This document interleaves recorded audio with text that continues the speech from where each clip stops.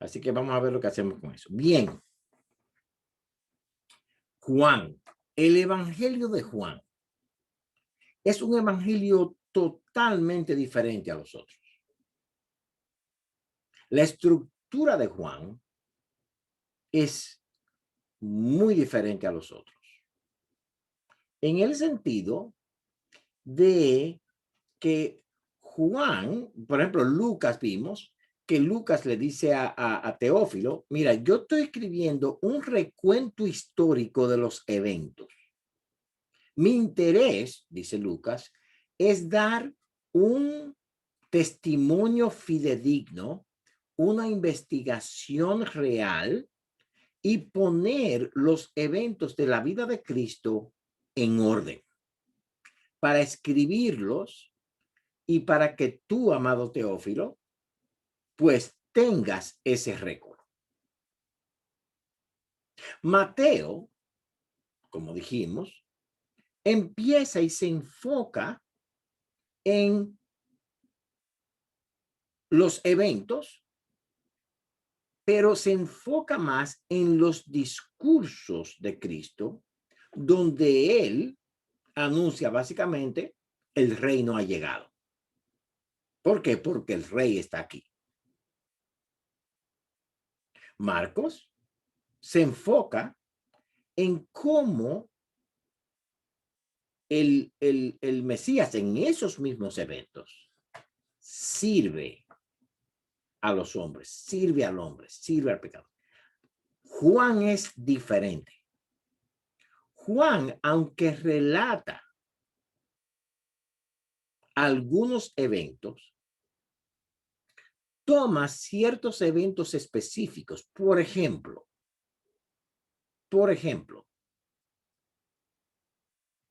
en Juan 4 tenemos la reunión que él tiene con la mujer samaritana. En Juan 5, la sanación de un paralítico que no está. En Juan 11, la resurrección de Lázaro. En Juan 13 al 16, hay una explicación teológica de lo que está pasando esa noche, y Jesús se pasa los capítulos 13, 14, 15 y 16 enseñando a sus discípulos el día, la noche de la cena del Señor. Es una serie de enseñanzas increíbles que Jesús da acerca de su deidad, de lo que él vino a hacer, de la voluntad del Padre. En Juan 17, diferente a los otros, es una oración completa de Jesús antes de ir a Getsemaní, donde él en su oración declara su deidad. En Juan 15, 5, yo soy la vid, vosotros los pámpanos. Es en Juan donde el Juan describe a Jesús como el pan de vida, el agua de vida, el Dios. Y lo interesante de Juan es que es bien claro cuando nos dice el propósito del libro. Y tenemos una ventaja, hermanos, cuando tenemos el propósito del libro. Porque si Juan nos dice para qué escribió el libro, entonces al interpretar a Juan, tenemos que tener ese propósito. Porque lo que se llama la exégesis, o sea, entender el texto, la hermenéutica, no es más que entender el propósito del autor en escribir lo que escribe. Lo que el autor quería hacer, quería comunicar, determina la interpretación del texto. Y Juan es muy claro al respecto. Vayamos, antes de entrar al capítulo 1, vayamos a Juan capítulo 20. Juan capítulo 20. Y esto ocurre después que Tomás, que no había estado con los discípulos, la primera vez que, gracias Oscar por estar, qué bueno. Cuando Juan relata la resurrección de Cristo y nos dice que el primer domingo de resurrección él se apareció, pero Tomás no estaba. Entonces Tomás dice, yo no creeré hasta que no lo vea, hasta que no toque. El siguiente domingo, Jesús se aparece. Se aparece y Tomás viene y el Señor le dice, ven acá Tomás, mira, mete tu dedo en mis manos, tu mano en mi costado. Y Tomás, en el versículo 28 de Juan 20, dice, entonces Tomás respondió y le dijo, Señor mío, ¿y qué? Y Dios mío.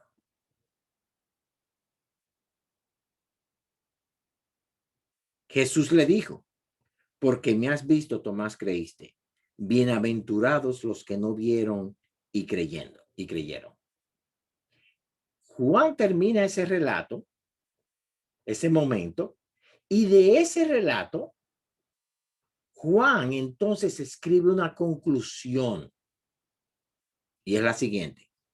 Hizo además Jesús muchas otras señales en presencia de sus discípulos, las cuales no están escritas en este libro. Y si leemos a Mateo, a Marcos o a Lucas, eso es verdad. Pero estas, las que están escritas en este libro, dice Juan,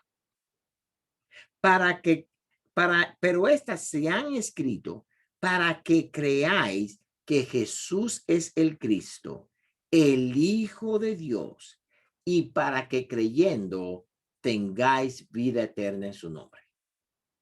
¿Cuál es el propósito que Juan tiene en escribir este evangelio? Simplemente limitarse a una serie de cosas que son suficientes para probar que Jesús es el Hijo de Dios y para que creamos en él como Hijo de Dios y al creer tengamos vida eterna. Entonces, Juan 10, yo soy la vida eterna y soy el buen pastor, el buen pastor su vida da por las ovejas. Yo vine para dar vida eterna. Marta, ¿crees? Sí, yo creo. ¿Crees que el que cree en mí, aunque esté muerto, vivirá? Sí, yo creo. Él vino para dar vida eterna. Y Juan toma estos eventos para probar una sola cosa. Si vamos entonces a ver el Evangelio de Juan, tenemos que ver cada evento que él escribe con ese propósito. ¿Cómo prueba Juan que Jesús es el Hijo de Dios, Dios en la carne, y que debemos creer en él? Esa es la pregunta que debemos hacer a cada página del Evangelio de Juan. Con esto en mente, solamente vamos a ver el capítulo 1 esta noche. Solamente vamos a ver el capítulo 1 esta noche. Aunque no vamos a ir de uno en uno, ya el próximo lunes cubriremos más terreno, pero creo que es necesario que veamos la estructura de lo que Juan hace en el capítulo 1 para que al entender esto entendamos, entonces el libro de Juan es esto. Bien.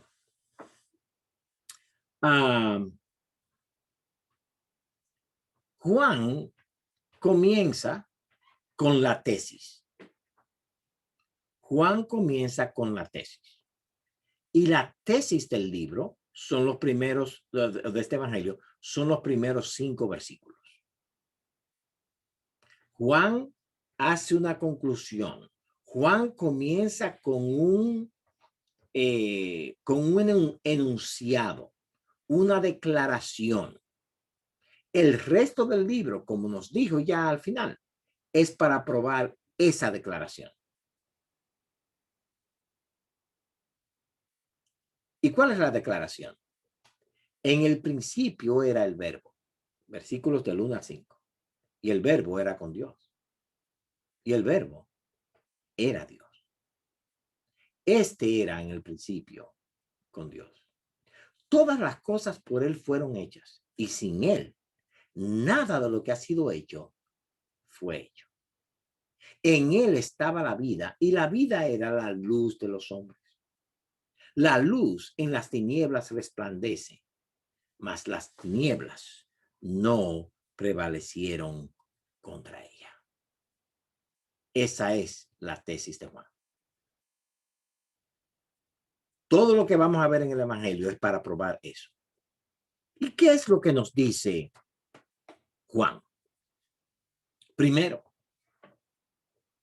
que en el principio era el verbo, y el verbo era con Dios, y el verbo era Dios. Lo primero que Juan dice es: Jesús, el verbo, es Dios.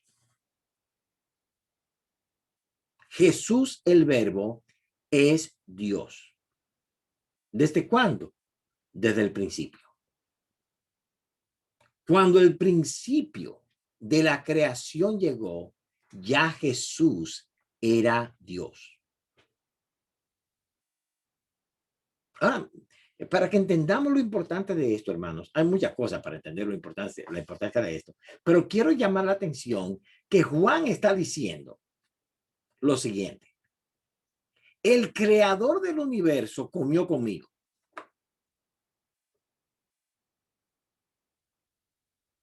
El eterno Dios anduvo entre nosotros.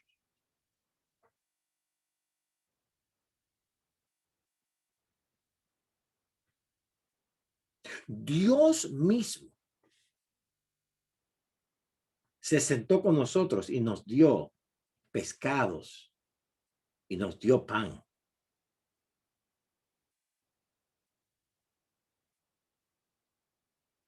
Dios estaba a mi lado y yo puse la cabeza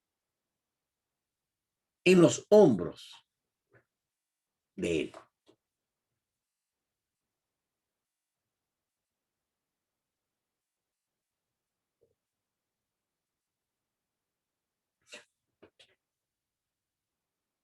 Déjame hacer una pregunta, hermano. ¿Cómo usted se siente al pensar en esto? Cualquiera puede decir cualquier cosa.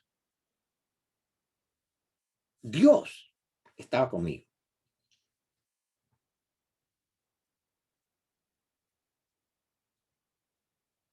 El que es eterno, que pertenece a la categoría de lo no creado,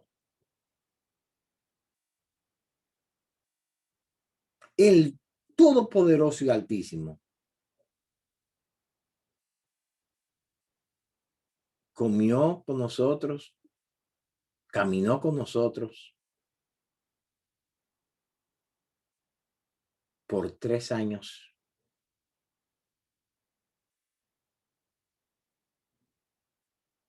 Hermano, ¿cómo usted se siente que Dios esté al lado tuyo?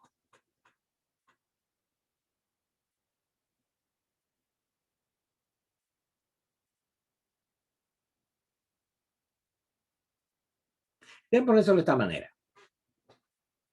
Si yo les dijera a ustedes, nosotros fuimos a Carolina del Norte, a las montañas, y allá Dios se apareció y se sentó con nosotros.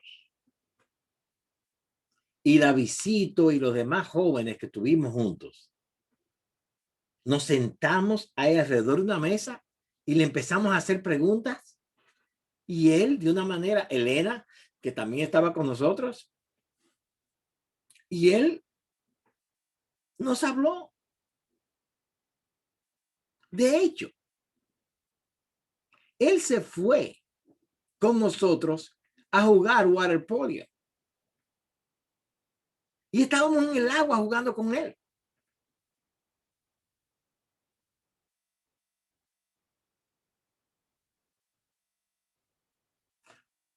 ¿Cuántos de ustedes me creerían si yo les dijera eso?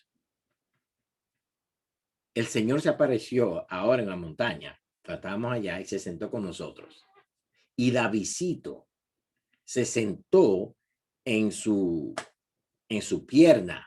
Y él le dijo, Davidcito, pórtate bien para el resto de tu vida. Obedece a tu padre y a tu madre. Y que Davidcito viene y le dice a ustedes, Dios me dijo eso.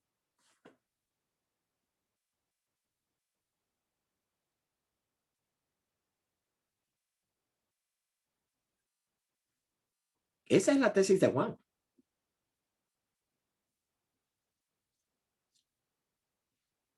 Dios, de hecho, Dios vino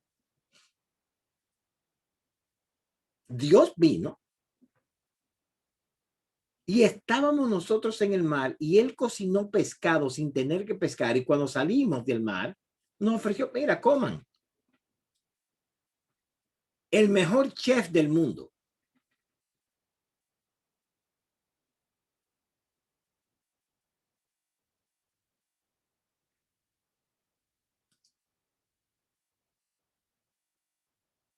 Dígame qué creen ustedes, hermanos. Bueno, Josué, tú lo estás diciendo y lo estás narrando.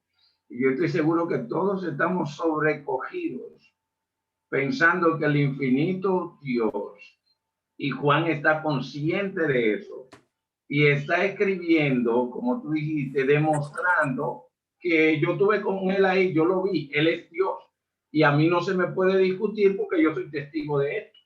Estuve con el mismo Dios. Y de la manera que tú lo estás narrando, estoy seguro que no lo habíamos pensado. Así que si tú sientes este silencio, es que todavía nos estamos imaginando. No, yo sé, pero exactamente tú explicas el sobrecogimiento que nos trae el pensar así. Oye, ¿y por qué tengo yo que escribir un libro completo para probar que eso es verdad cuando yo lo sé y Pedro lo sabe y el otro? Porque óigame bien lo que voy a decir, hermanos, es casi increíble que Dios se haya encarnado.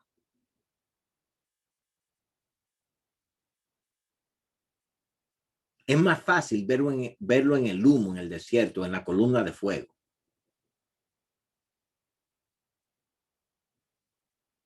Pero comiendo conmigo, siendo uno como yo, se me paran los pelos, hermano.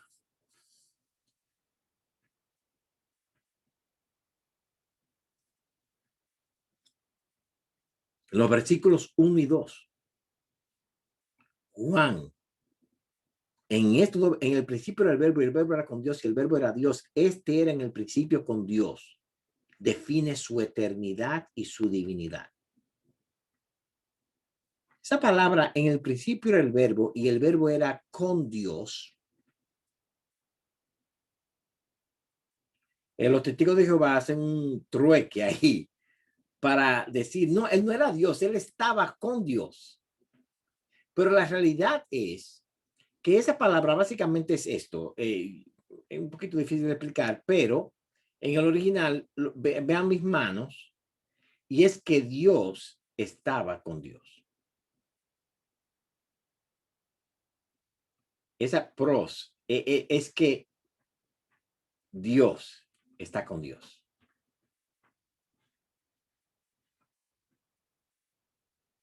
No es que este Dios y yo soy uno y, no, y estoy junto con él. No, no, no, no.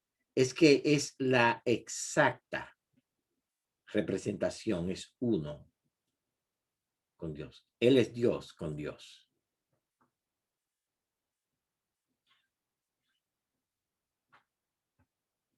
Otra cosa que debemos observar es el verbo. Este era, no dice fue. Era. Era es el tiempo imperfecto del verbo ser. Ese tiempo imperfecto señala una acción que ha sido constante. Por eso Juan mismo dice el que era, el que es y el que ha de venir.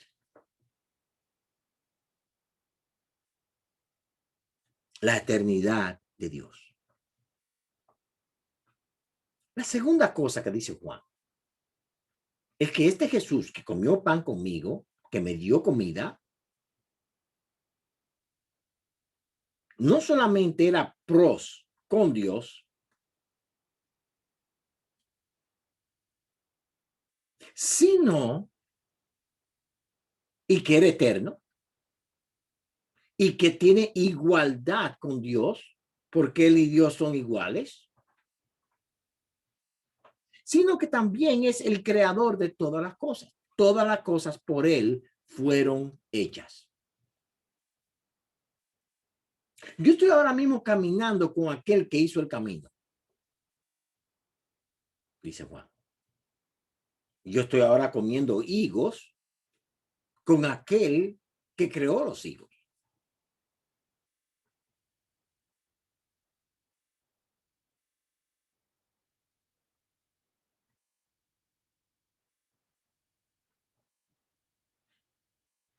Él es el creador y está aquí.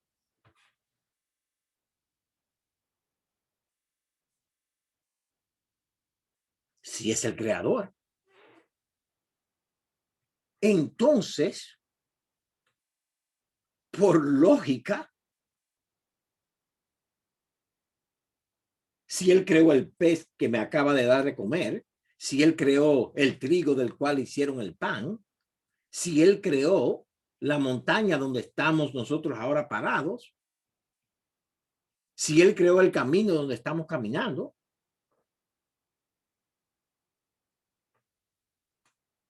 entonces, lógicamente, el versículo 4 tiene que llegar. En él estaba la vida.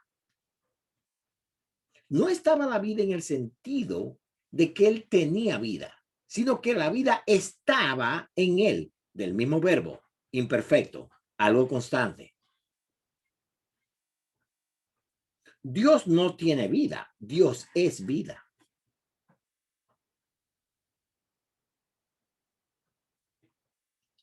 El que me vio a mí nacer, el que me vio a mí, el que me dio el nacer, el que me dio el respirar, aquel que hizo que mi corazón empezase a latir, ¿está conmigo?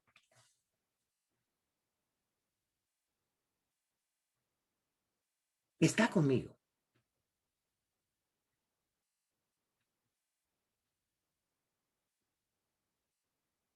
Hermana Dalila, usted está ahí y dice, pero pastor, pero Josué, cuando tú predicaste de Juan, el evangelio de Juan, no te quedaste en esto, ni mencionaste esto. Bueno, porque casualmente hay que, cada vez que empezamos a hacer un estudio nuevo, hay que escribir de nuevo. Entonces ahora vamos a añadirle eso a los mensajes de Juan, Dalila. Exactamente. Es otra nueva dimensión cuando uno lo ve así, como decías tú, Leo. Espérate, es que el que me da a mí el aire para respirar, el autor de la vida,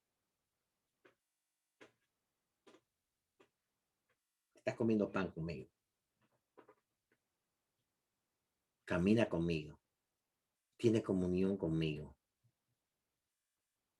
Escucha cuando yo le hablo.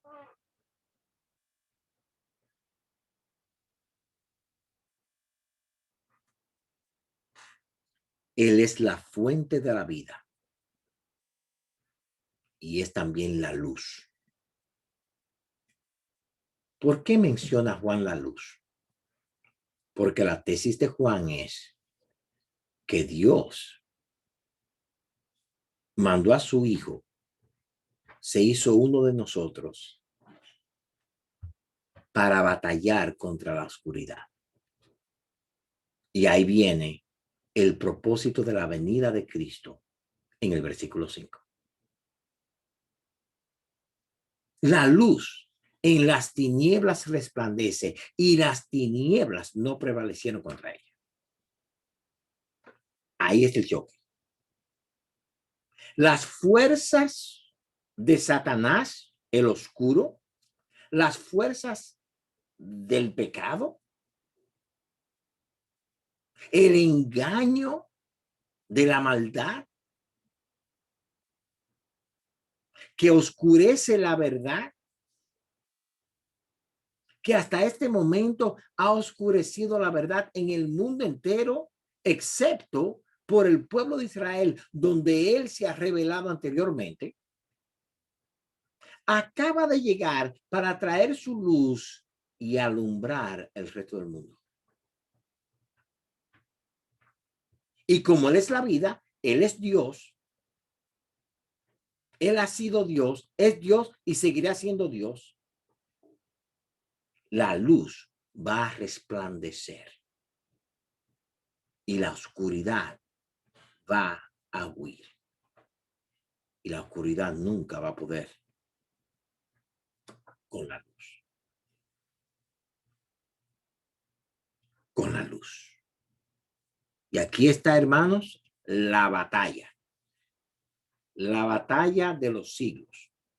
Como decía Leo anteriormente, ¿qué puedes tú esperar de personas que tienen el entendimiento entenebrecido y oscurecido por la oscuridad del engaño y de la maldad? No puedes esperar otra cosa que sea órdenes ilógicas.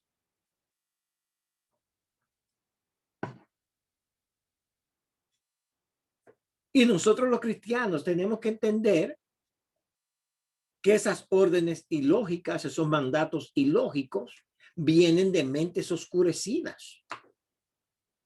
Y nosotros tenemos que decir, no. Esas mismas mentes oscurecidas son las que están diciendo que un hombre, si se cree mujer, puede ir a meterse a un baño sauna con niñas. El hombre que se cree mujer puede ir a competir contra otras mujeres en los Juegos Olímpicos. Los Juegos Olímpicos nadie lo va a ver. De hecho, quien vea los Juegos Olímpicos es un estúpido. En el mejor de los casos. Eso es lo mejor que puedo decir de alguien que vea los Juegos Olímpicos. Ah, pero que mi país va a estar ahí. No. Tu país va a estar apoyando la oscura mente de hombres malvados que quieren normalizar la oscuridad como si fuese luz.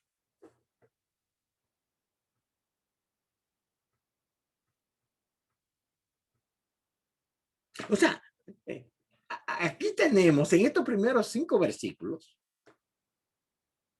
de una manera breve, lo que es la historia de la humanidad, lo que es la historia del universo.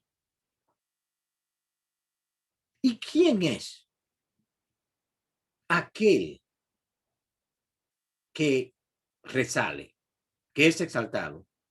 El verbo que fue hecho carne.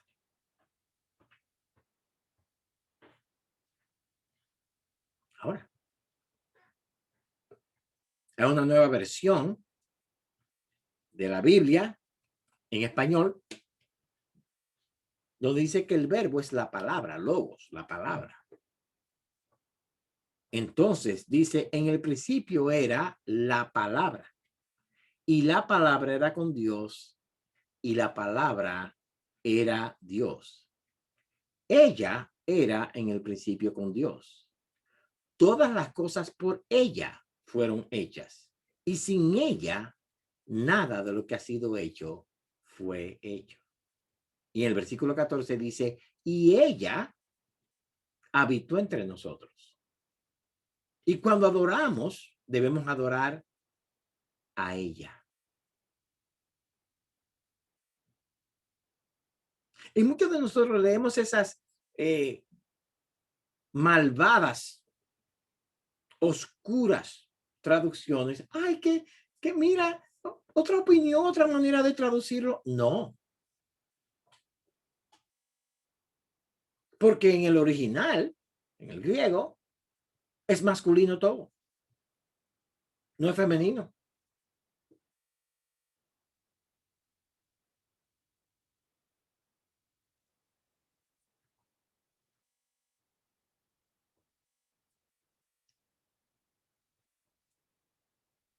La luz de Dios, Cristo Jesús, contra la oscuridad de Satanás y sus huestes malvadas.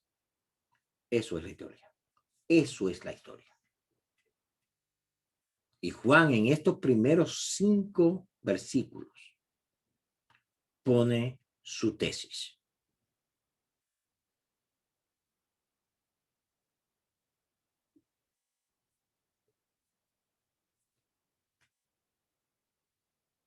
¿Alguna pregunta o comentario antes de entrar? Porque solamente voy a cubrir el capítulo 1. Si llego. Pero si hay alguna pregunta o comentario o algo que quieran añadir, está bien. Yo pensaba, Josué, en el verso 1 del capítulo 1, cuando habla de Cristo como el verbo, y el verbo era Dios. Vos hiciste un comentario acerca de esta secta que tergiversa el texto presentando a Cristo como un Dios, los testigos de Jehová. Lo loco de todo esto es que si Cristo fuera un ser creado, como ellos dicen, habría una contradicción con el verso 3, porque él dice que todas las cosas por él fueron hechas. Y sin él, nada de lo que ha sido hecho fue hecho. Entonces, sería como decir, sin Cristo no hubiera Cristo. Sí, así es. Y hay algo ahí muy interesante. Y es que esa secuencia lógica se hace lógicamente lógica para los lógicos. Claro. ¿Y quiénes son los lógicos? Los que tienen el logos, el verbo, la luz. Déjenme decirle algo, hermano, ahora mismo. Y si eso es lo último que les digo, estamos bien. Solamente los cristianos son lógicos. Déjeme repetir eso, hermano. Solamente los cristianos somos lógicos. El resto de los científicos no saben de lo que están hablando.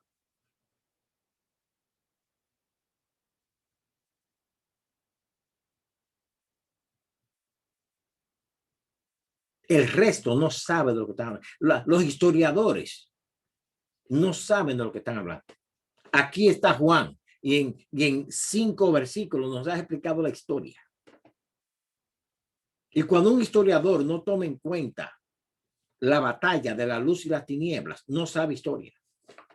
Está simplemente narrando eventos desconcertados y sin el contexto histórico completo. No se impresionen con títulos. De hecho, excepto por 2 universidades que yo conozco aquí en Estados Unidos, 2 universidades que son buenas, después aún que se llaman cristianas, la mayoría de ellas enseñan a los estudiantes oscuridad, no luz.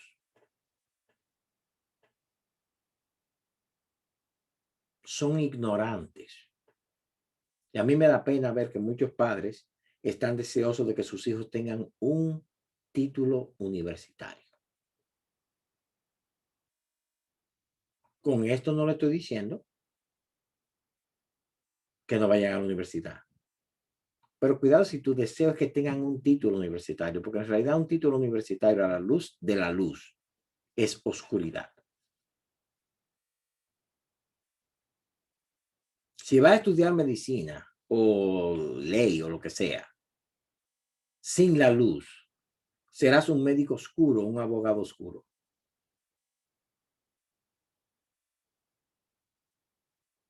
porque aún en la educación está la batalla. Bien. Ahora Juan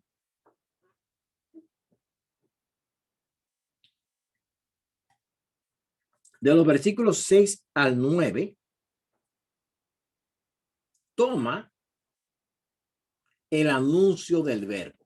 ¿Por qué toma el apóstol Juan a Juan el Bautista en estos textos? Hubo un hombre enviado de Dios, el cual se llamaba Juan. Este vino por testimonio para que diese testimonio de la luz. ¿Entienden lo que está pasando? A fin de que todos creyesen por él. No era él la luz, sino para que diese testimonio de la luz. Porque Juan dice esto. Porque el apóstol Juan, ahora cuando escribe esto, entiende que el Mesías, el ungido de Dios, el enviado de Dios, el Hijo de Dios que él enviaría, sería anunciado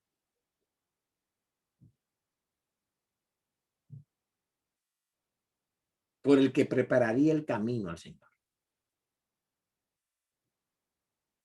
Entonces Juan, el apóstol, hace la diferencia. Espérate. Juan el Bautista no es la luz. Juan el Bautista no es que hizo la creación. Juan el Bautista no es Dios. Pero Juan el Bautista tuvo el llamado de Dios para anunciar que Cristo estaba en la tierra, que Dios ahora andaba entre nosotros. Esa era su labor.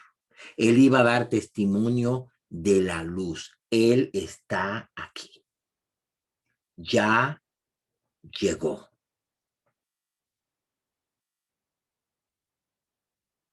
El versículo 9. Aquella luz verdadera que alumbra a todo hombre, dice Juan el Bautista, venía a este mundo. Ya yo anuncio que ya él ha venido. Este es el momento histórico en el cual el creador del universo se hace uno de nosotros. Los versículos 10 al 11 son muy interesantes. En el mundo estaba. Ya estaba en el mundo. Juan lo anuncia, ya estaba. Cuando yo empecé a anunciarlo, ya estaba. Y el mundo por él fue hecho. Otra vez, el Dios de los cielos está aquí con nosotros. Pero el mundo no le conoció. A los suyos vino y los suyos no le recibieron. El mundo no le conoció. Y este mundo tiene dos aspectos. Primero, el mundo completo, la tierra, todos los habitantes de la tierra. No sabían que había llegado. Estaban oscurecidos a su venida. El mundo no le conoció como el verbo de Dios, que era con Dios, que era Dios, que hizo los cielos y la tierra, que es la luz del mundo. El mundo no lo conoció. Pero también hay otro aspecto del mundo, es el pueblo de Israel. El mundo, su mundo, que estaba supuesto a reconocer que había llegado, tampoco lo conoció. Tampoco le conoció. Por eso digo, vino a lo suyo y los suyos no le recibieron. Se entiende que los argentinos en ese tiempo, gracias a Dios que no existían todavía, pero se entiende que los argentinos, si hubieran existido en ese tiempo, o los dominicanos, ni idea tienen de que nació el rey. como diría Mateo. Pero los judíos, el mundo judío, sí tenía que tener presente que él había llegado. ¿Por qué? O porque Simón, el ciego, supo que había llegado cuando nació. Juan el Bautista, aún el vientre de la madre, supo que había llegado. Ana, la que atendía el templo, sabía que había llegado.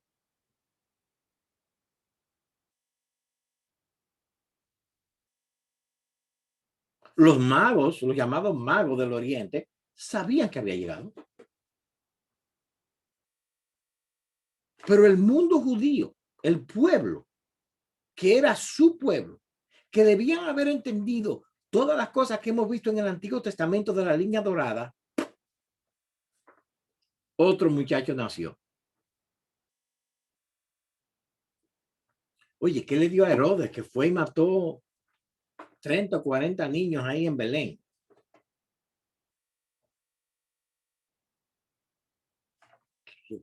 ¿Qué pasó con él?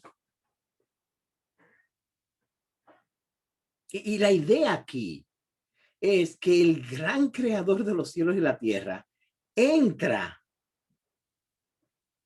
y nadie se da cuenta. Y Juan está diciendo, yo comí con él, pero para el mundo alrededor, él no era lo que para mí es.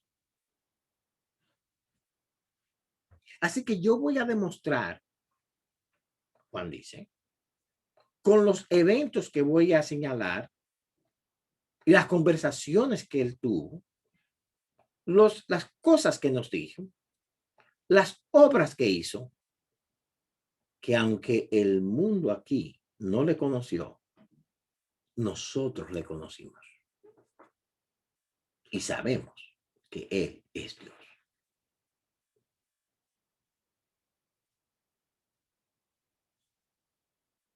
El mundo no le recibió. Pero esto indica que nadie le recibió. No. Versículos 12 y 13. Mas a todos los que le recibieron, a los que creen en su nombre, les dio potestad de ser hechos hijos de Dios. Ahora, nosotros tomamos el texto y muy bien tomado para explicar que el versículo 12 y 13, que lo que son de Dios son los que creen en él, lo que le han recibido y que solamente pueden recibirlo y creer en él porque es una obra de Dios. El versículo 13, que no es por voluntad de hombre, ni voluntad de sangre, ni voluntad de varón, sino de Dios. Entonces, ¿quiénes le recibieron? Oh, yo le recibí, dice Juan. Porque por la gracia de Dios, él me hizo ver. Él me hizo ver. Y Juan define en los versículos 10 y 11 los hijos del diablo. Y en los versículos 12 y 13 los hijos de Dios. Juan define en los versículos 10 y 11 la oscuridad. Y en los versículos 2 y 13 los hijos de luz. En Mateo 13, como vimos, este mundo está lleno de dos personas. Los hijos del diablo, la cizaña, los hijos de Dios, el trigo. Y Juan de nuevo afirma la batalla de los hijos de la luz contra los hijos de las tinieblas. Batalla que estamos viendo hoy. A muchos de nosotros nos gusta Canadá. Hay un país tan tranquilo. En Canadá, hermanos, un ministro del gobierno quemaron un par de iglesias y él dijo, y nadie le hizo nada por ello. Nadie se quejó. Él dijo que quemaron unas iglesias. ¿Por qué no las queman todas?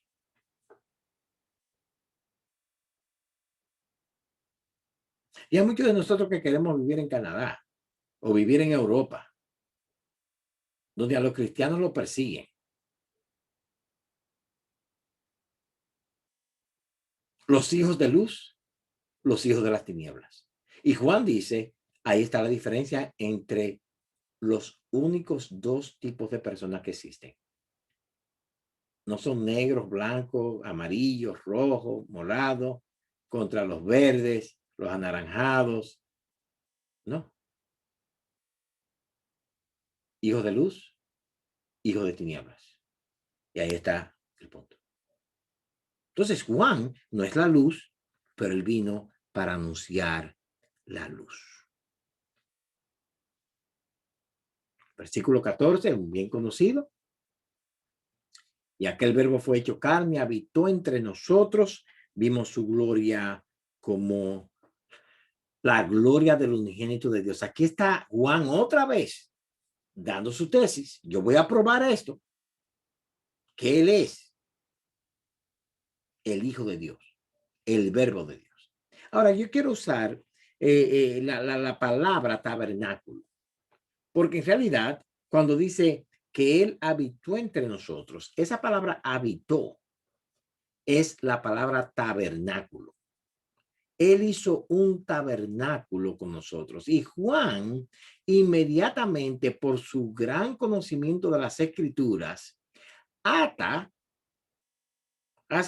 enlaza, mejor dicho, el cuerpo de Cristo con el tabernáculo del Antiguo Testamento. Asimismo, como Dios habitaba en el tabernáculo, Cristo ahora habita en este cuerpo. En este cuerpo. La figura en el Antiguo Testamento, la realidad en el Nuevo.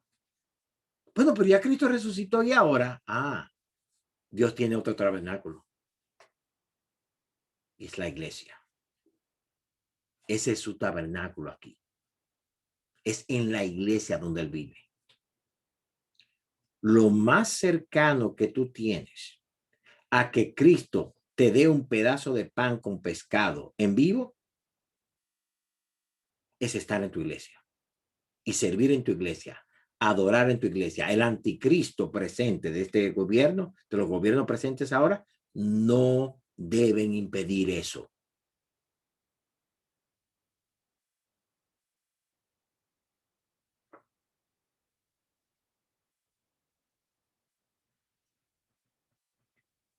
Ahora dice Juan,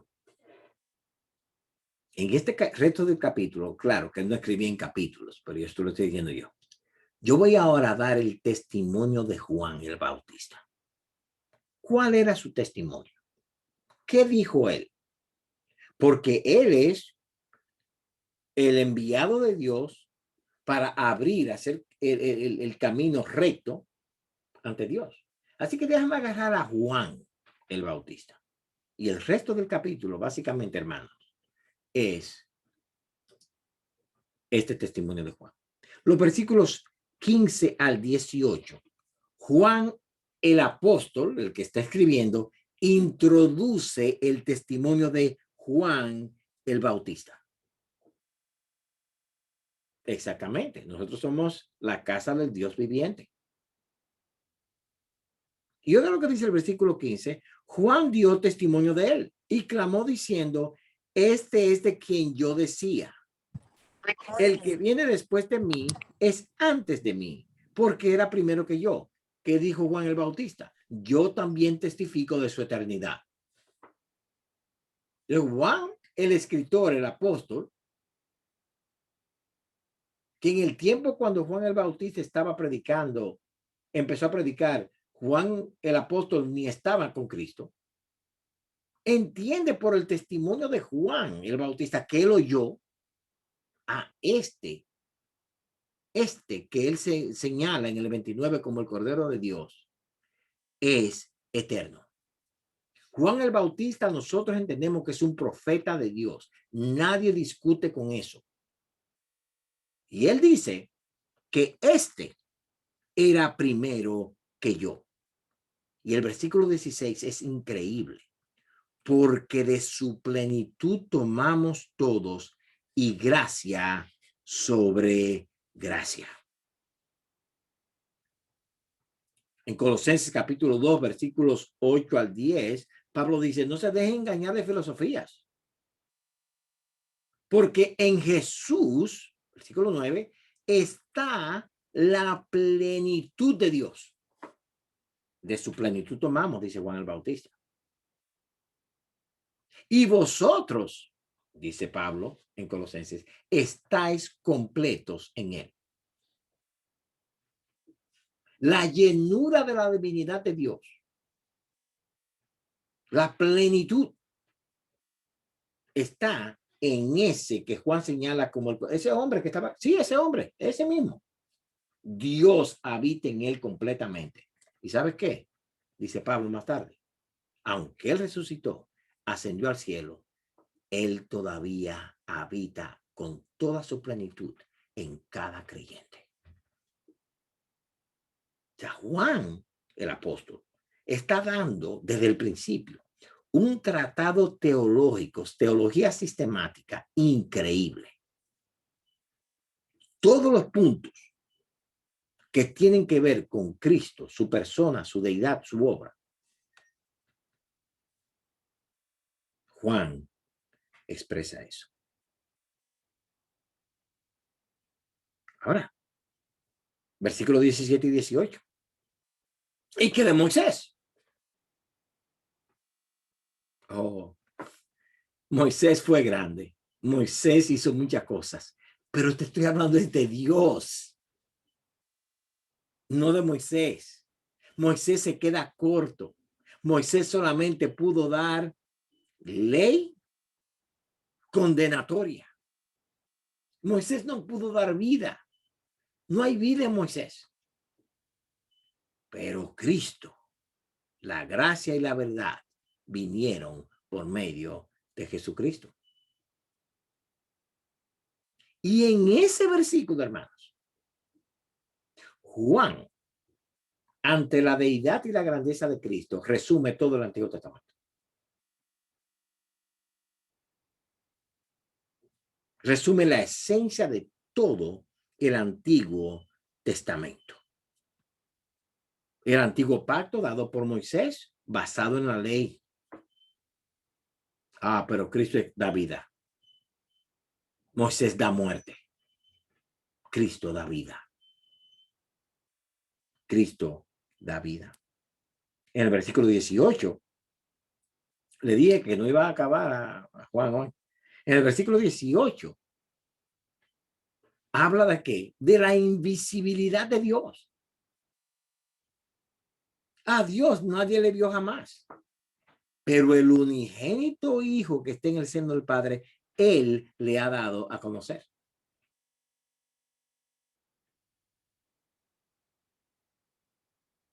¿Quién es este verbo? El único medio por el cual podemos conocer a Dios. Porque es Dios, hecho hombre. Dios encarnado. ¿Y quién es ese? Jesús. Juan, ¿de verdad tú crees que ese señor que está ahí al lado tuyo es Dios? Sí. ¿Tú me estás diciendo que tú estás caminando con Dios? Sí. Ven para que veas.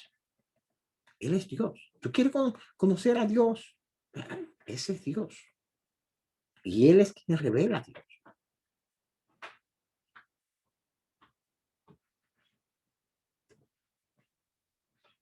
Los versículos 19 al 34,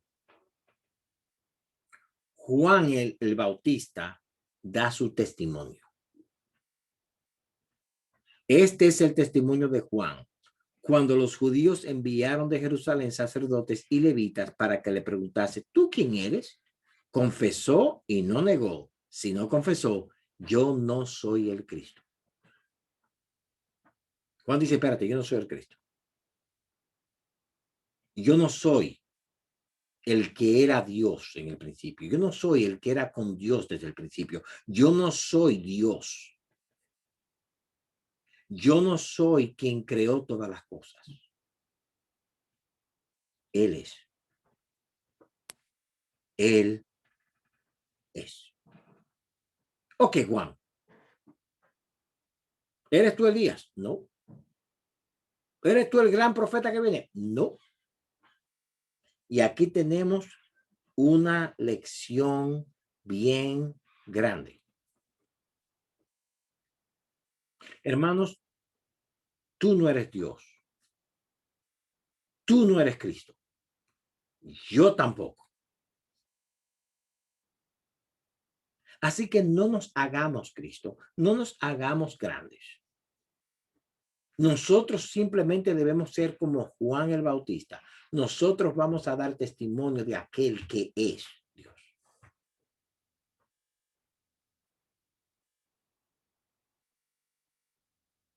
Y lo único que hizo Juan fue anunciar que él había llegado. Y nosotros debemos hacer lo mismo, lo mismo. Finalmente, en el versículo 22, entonces, ¿qué dices tú que eres? Porque hasta ahora no, nos has dicho quién no eres. ¿Quién eres tú? ¿Y cómo Juan responde en el versículo 23? Él cita a Isaías. Yo soy la voz. Cita a Miqueas también. Yo soy la voz de uno que clama en el desierto.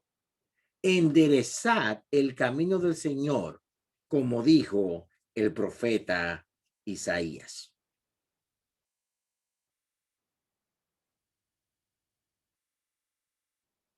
Mira, yo no soy nadie. Yo solamente soy un anunciador. Y ustedes deben preparar el camino del Señor. Ustedes. Yo estoy aquí para preparar, abrir el camino, pero ustedes deben entrar en ese camino.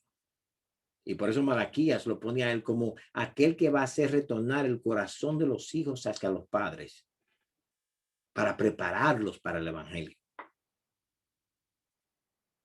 Yo simplemente soy la voz del que clama. Ahora yo quiero hacer un énfasis, hermanos, aquí, y es que él dice, yo soy la voz. Él no dice, yo soy una de las voces. Y aquí sí, Juan, el Bautista, toma su posición. Yo soy de quien Isaías habla. Yo soy la voz. No hay otro. Yo soy el que anuncio. Yo soy el que anuncio. Yo soy la voz.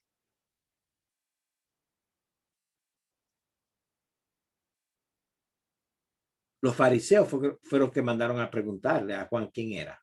Y él contesta, yo soy la voz del que clama en el desierto. Eso era suficiente para que los fariseos fuesen donde él y decirle, mira, si tú eres, puedes señalarnos quién es el Mesías que tú vienes a anunciar, porque Isaías dice que tú vas a anunciar. Y ellos no ni preguntaron eso, pero él les anuncia, he aquí el Cordero de Dios que quita el pecado del mundo, siguiendo con el tema de Isaías 53, el Cordero de Dios. El Cordero de Dios. Y aquí tenemos, hermanos, algo muy interesante otra vez. La oscuridad, los fariseos, los publicanos, rechazan la luz. Rechazan la luz.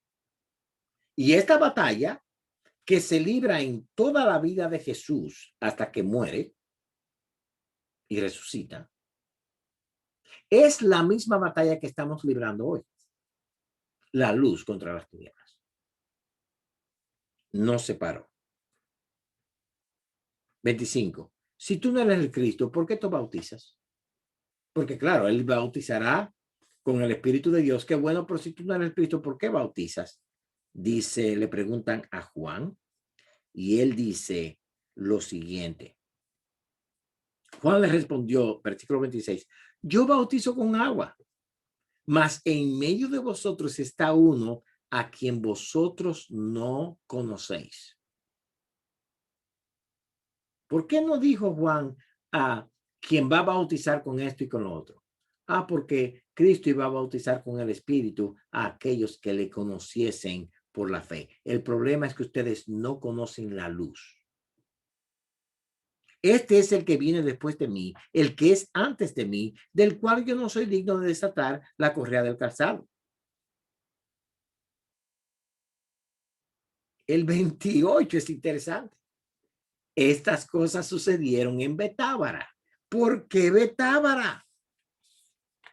Como que introducir a Betábara en este momento como que le quita el clímax a la historia. No, porque Juan, el apóstol, está anunciando que ese Cristo, ese Hijo de Dios, está con nosotros aquí. Esta conversación fue en Betábara.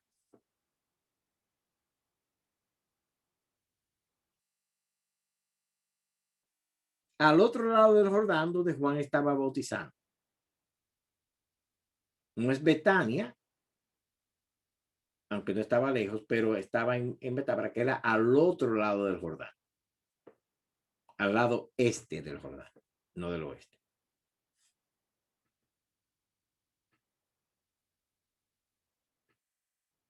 Los versículos 29 al 31, he aquí el Cordero de Dios. Yo vine a anunciarlo. Ustedes quieren saber, ese es el Cordero. Ese es el Cordero. Pero mire lo que dice el 31. Y yo no lo conocía. Esto es Juan. Juan el Bautista da el testimonio de que cuando él estaba bautizando, Dios le dice en el versículo 30, este es aquel de quien yo dije, después de mí viene un varón, el cual es antes de mí, porque era primero que yo. Y yo no le conocía, más para que fuese manifestado a Israel. Por esto vine yo bautizando con agua. Mi misión es, la ESV dice Betania, ok, entonces compara los dos y a ver qué pasa ahí. Pero estaba del otro lado del Jordán, del lado este del Jordán. Entonces hay que tener esto. Ahora, esto es interesante, porque Juan dice, repite otra vez, he aquí el Cordero de Dios, este es aquel de quien yo dije, después de mí vino un varón, el cual es antes de mí, ya yo se lo dije a ustedes, y yo no lo conocía, más para que fuese manifestado a Israel, por esto vine yo bautizando con agua. Hermanos, oiga lo que dice Juan el Bautista. Yo no le conocía.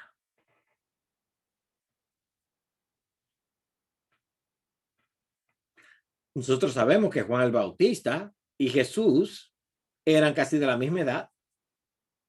Juan el Bautista era 6 meses mayor que Jesús. Algunos dicen que eran primos segundo, primo tercero, algo por ahí.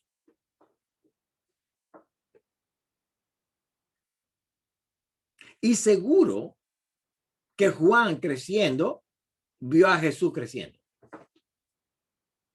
Sin embargo, Juan dice, yo no lo conocía. ¿Qué quiere decir Juan con esto, hermanos? Una cosa es la relación familiar de sangre, otra cosa es conocer a Cristo. Y Juan dice básicamente esto. Como familia, sí.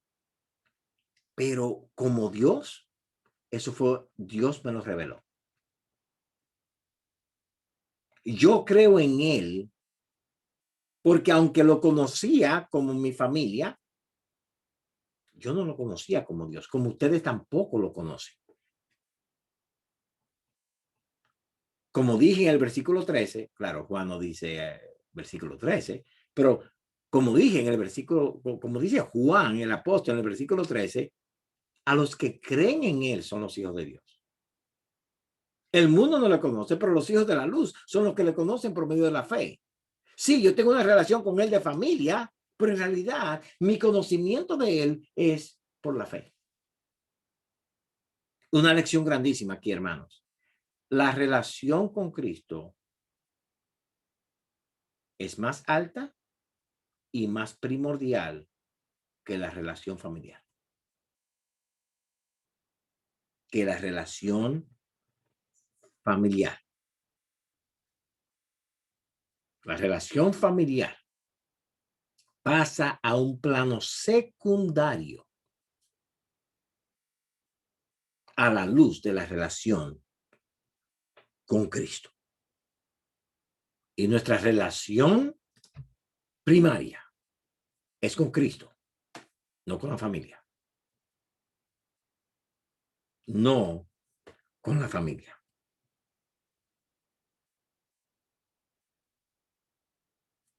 Ahora, dice Juan el apóstol, déjeme también decirles el testimonio de Juan el Bautista cuando bautizó a Jesús, para probar que él es el Hijo de Dios. ¿Qué pasó en el bautismo de Jesús? 32. También dio Juan testimonio diciendo, vi al Espíritu que descendía del cielo como paloma y permaneció sobre él. Y yo no le conocía. Ahora oiga lo que dice el texto. Pero el que me envió a bautizar con agua, aquel me dijo, sobre quien veas descender el Espíritu y que permanece sobre él, ese es el que bautiza con el Espíritu Santo.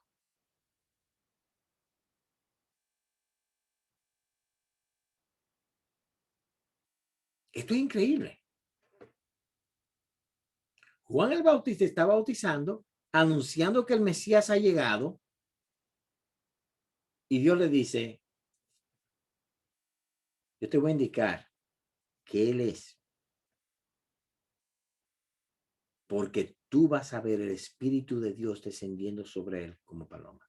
Y así es que yo te voy a indicar a ti que ese es.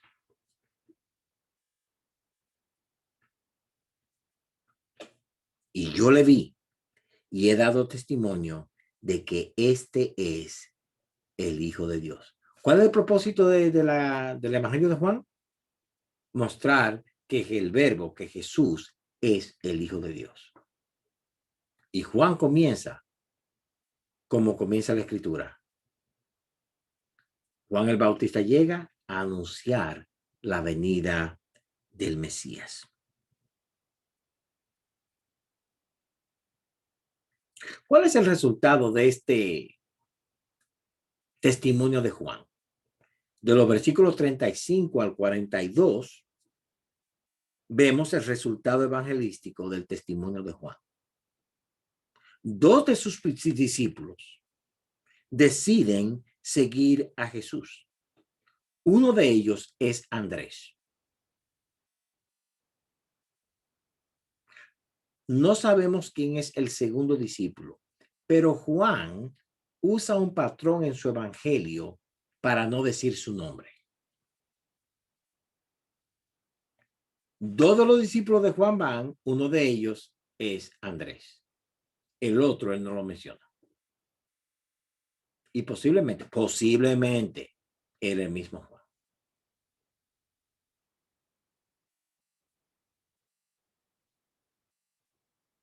Andrés trae a Pedro. ¿Cómo trae él a Pedro?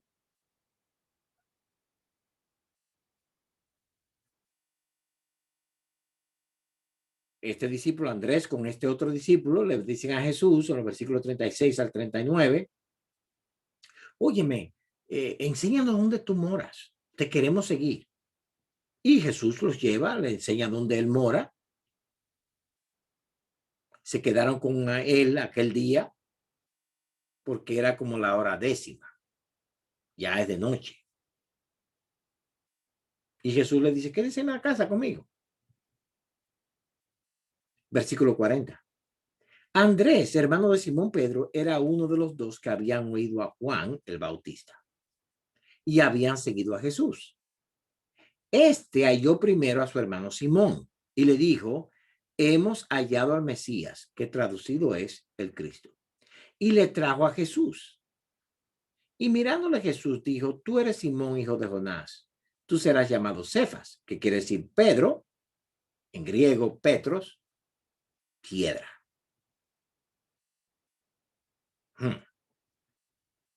Hermanos, ahora vamos a participar todos. Nosotros vemos el testimonio de Juan el Bautista del versículo 19 al 42. Al 42. Vemos el resultado de ese testimonio en sus propios discípulos. Y yo quiero hacer un par de preguntas y para que participemos. ¿Qué lecciones encontramos nosotros en este pasaje en cuanto al evangelismo? ¿Cuáles son algunas lecciones que podemos nosotros sacar de este pasaje en cuanto al evangelismo?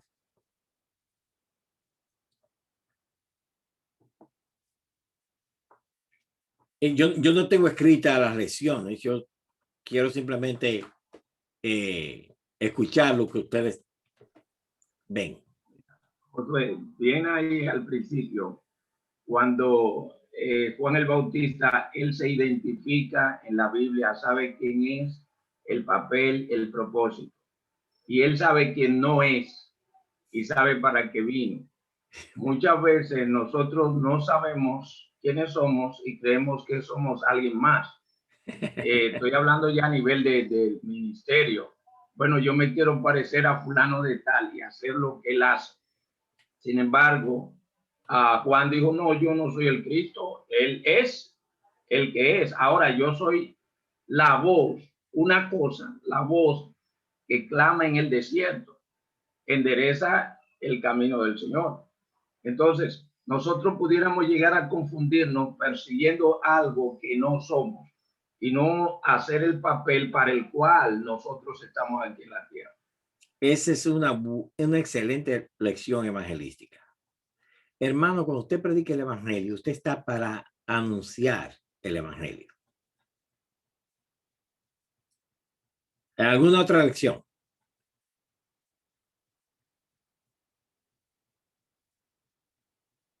Cuando Andrés va a buscar a Simón, que le dice, ven a ver. O cuando el mismo Juan le dice a los dos discípulos, ese es el Cordero de Dios. Ok. ¿Y qué lección tenemos ahí? Que debemos hablar la palabra, debemos de llevar la palabra. Tenemos que explicar, ese es el Mesías. Exactamente. Él es el Mesías. No nosotros los ungidos. Él. No nosotros. Él es. Él es. ¿Alguna otra cosa más, hermano? También que el Señor es...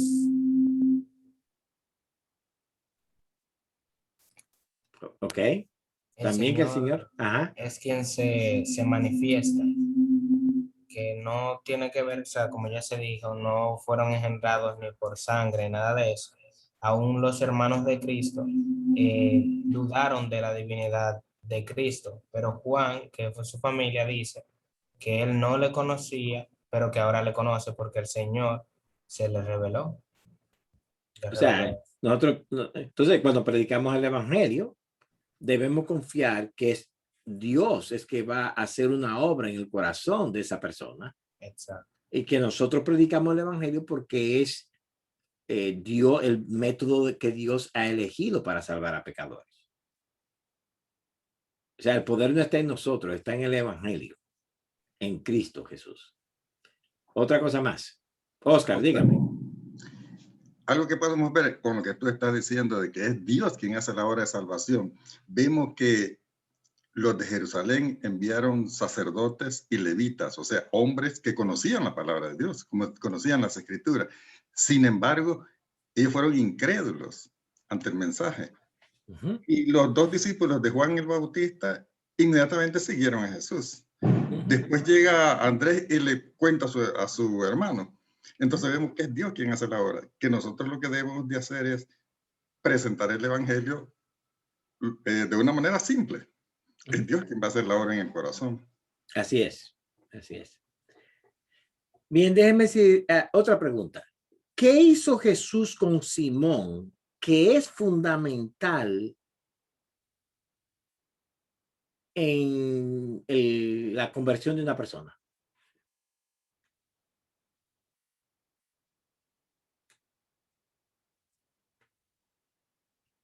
Lo hizo nueva criatura. Exactamente. Cambió el nombre, tiene otro nombre. Exactamente. Una nueva identidad. Un nuevo hombre. Como dice en 2 Corintios, creo que 5:17, de manera que si alguno está en Cristo, nueva criatura es. Nueva criatura es. Hermanos, amados, uno de los problemas más graves que plaga a la iglesia hoy día es que los púlpitos y las oficinas de muchos consejeros nos ponen en un estado de impíos con el nombre de creyentes. ¿Qué quiero decir con esto? Mira, Josué, es verdad, tú eres cristiano, pero mira, la carne te está acabando, el pecado te está acabando, tú sufres, tú tienes todo este problema, tú eres un arrastrado, tú tienes que reconocer. No. Seamos como Agustín, cuando la mujer con la que él se acostaba antes, lo encontró un día en Roma. Agustín, Agustín, qué bueno verte. ¿Te acuerdas esas noches que pasamos juntos? Yo estoy libre, vamos a ver, ¿quieres esta noche? Y Agustín le dice, ¿y quién eres tú? Agustín, ¿no te acuerdas de mí? No, yo soy otro Agustín. Yo no soy ese Agustín.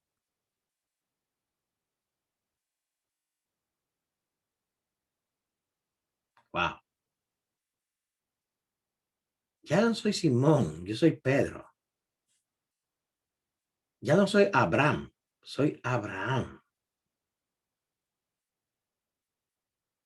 Ya yo no soy Saulo, yo soy Pablo.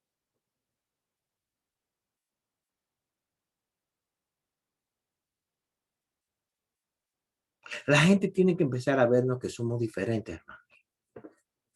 Ahora, no trates de manufacturar la diferencia. ¿Tú eres diferente o no eres? Eso va a salir.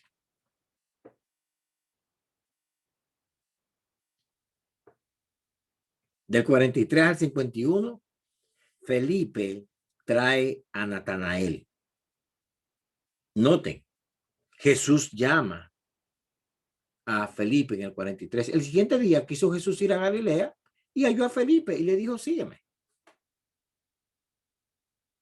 Sígueme. Y Felipe le sigue. Felipe va y consigue a Natanael, que era de Betsaida. Ajá. Que era la tierra, dice el 44, y Felipe era de Betsaida, la ciudad de Andrés y Pedro. No sabemos si Juan hizo esto para conectar, que parece que ya quizás Andrés y Pedro ya estaban, wow, hemos encontrado al Mesías. Pero Felipe halla a Natanael en el 45. Pregunta de nuevo para ejercicio. ¿Cuál es el mensaje de Felipe a Natanael? Ariel, eso es verdad, también cambia nuestra ciudadanía. ¿Cuál es el mensaje de Felipe a Natanael?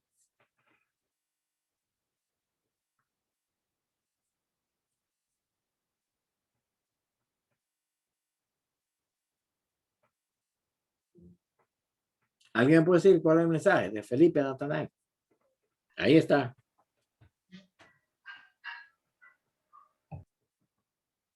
No, no fue ven y ve. Lee el 45. Exacto. Félix.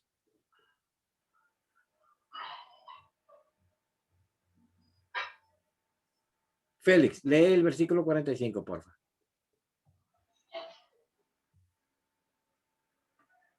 Ok. Ajá, por favor.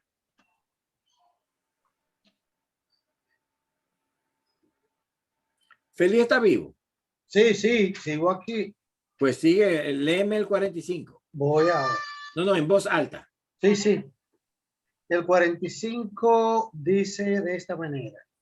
Felipe halló a Natanael y le dijo, hemos hallado a aquel de quien escribió Moisés en la ley, así como los profetas, a Jesús, el hijo de José de Nazaret.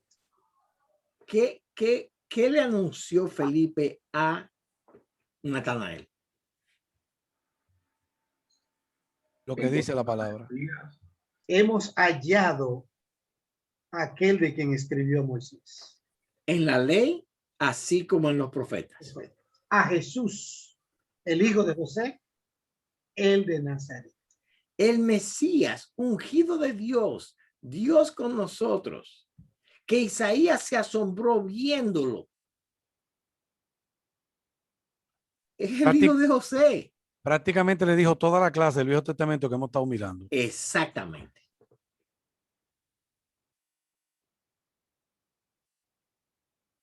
Óigame bien lo que dice Felipe. Natanael, ¿sabes qué? El Cordero de Dios de Isaías 53, el profeta que Moisés dice que vendrá, el rey que Moisés promete, el que cumpliría la ley que Moisés anuncia. Es Jesús, el hijo de José, como el carpintero. Sí.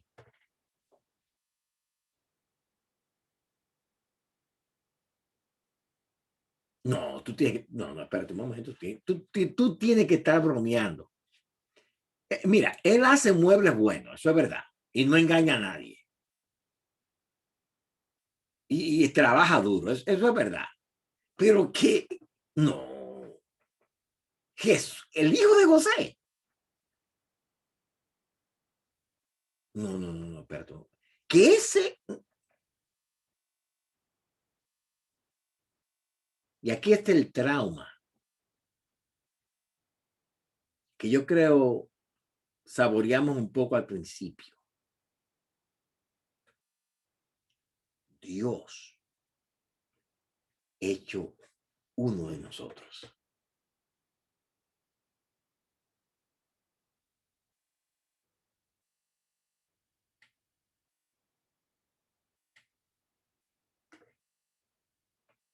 Es el hijo de José. Sí, mira. Los muebles que tú tienes en tu casa, que él te lo hizo, fue, mira, yo no lo quiero decir, pero Dios encarnado, ese fue que te hizo los muebles.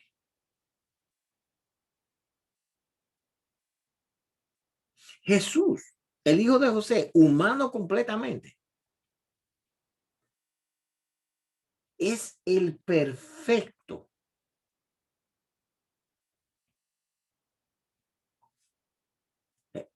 Tú agarras toda la ley de Moisés y si agarras los mandamientos, los ha obedecido todos.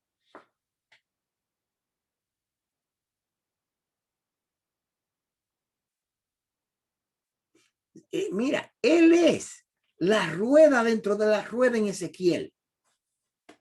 ¿Cómo? Espérate. ¿El hijo de José? Sí. No, entienden lo que está pasando aquí. Sin embargo, por la obra de Dios, Natanael viene. Y mira la respuesta de Natanael, todavía sin creer bien.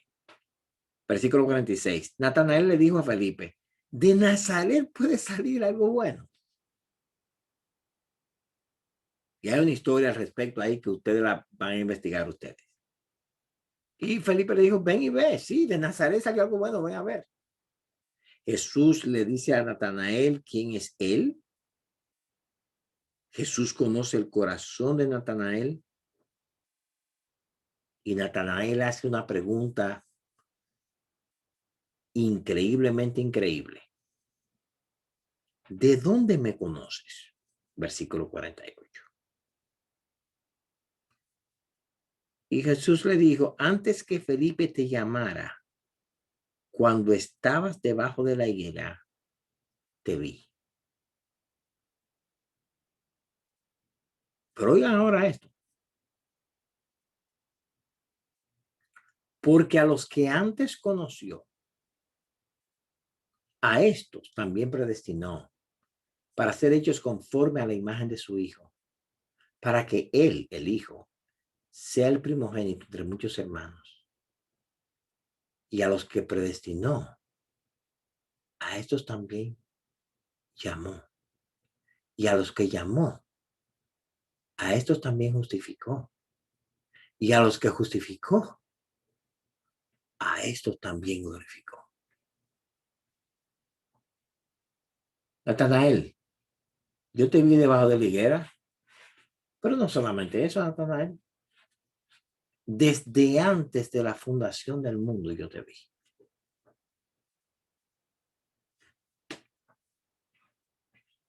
¿Cuál es la respuesta de Natanael? Tú eres el Hijo de Dios. Tú eres el Rey de Israel.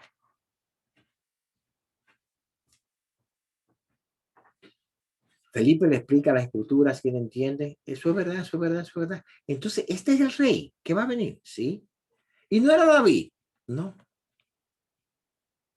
No es David que se va a sentar en el trono, es ese. ¿Cómo? ¿De verdad? Sí.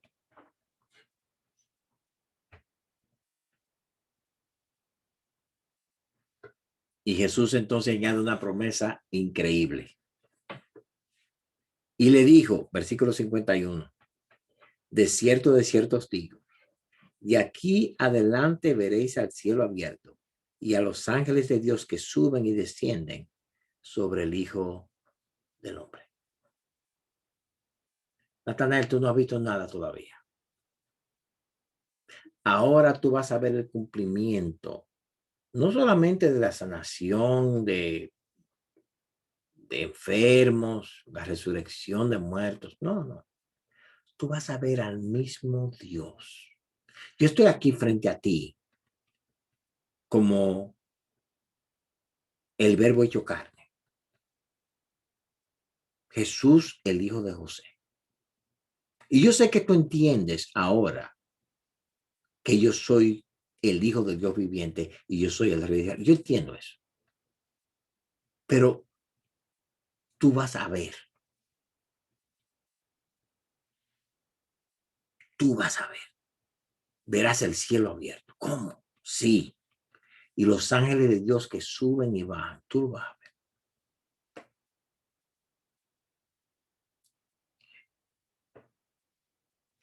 Leo. Oscar. Walter. Elizabeth. Miguelina. Marta. Tú vas a ver. Tú vas a ver el cielo abierto. Tú vas a ver a los ángeles subiendo y bajando, sirviendo al Señor.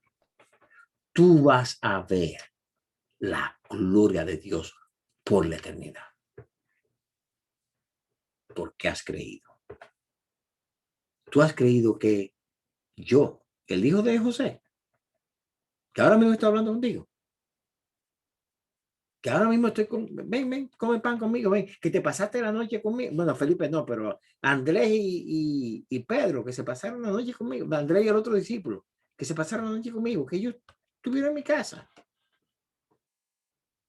Ellos creen que yo soy Dios hecho hombre y soy el Rey de Israel. Y verás la gloria de Dios. Oscar, Leo, Dalila, Carmen, David, Elena, todos ustedes verán la gloria de Dios.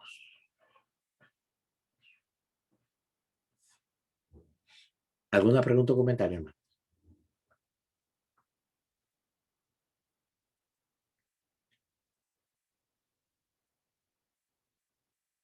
Vamos a orar.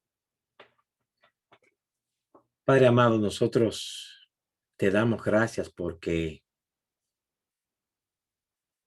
tú has abierto nuestros ojos y en Cristo te has revelado a nosotros. Gracias te damos que Él es uno de nosotros, a la vez que es Dios, y nos trae a tener comunión contigo, ahora y por la eternidad. Danos la gracia de vivir bajo esa verdad, en aquel que es el Verbo,